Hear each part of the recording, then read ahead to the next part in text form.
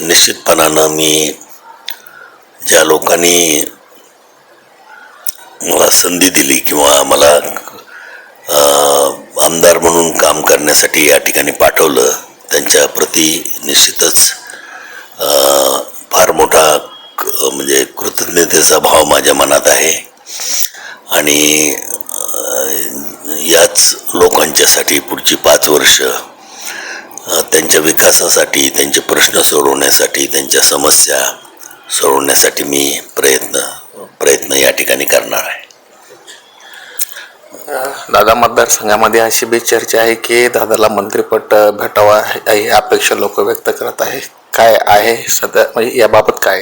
याच्या बाबतीत लोकांच्या अपेक्षा असणं साहजिक आहे, परंतु आता याच्या बाबतीत योग्य तो निर्णय आमच्या पक्षाचे राष्ट्रीय अध्यक्ष आणि उपमुख्यमंत्री आदरणीय अजितदादा पवारसाहेब, त्याचप्रमाणे पक्षाचे वरिष्ठ नेते प्रफुल्लभाई पटेल, तटकरे साहेब, ही सर्व वरिष्ठ मंडळी याच्या बाबतीत लवकरच निर्णय घेतील अशी अपेक्षा आहे.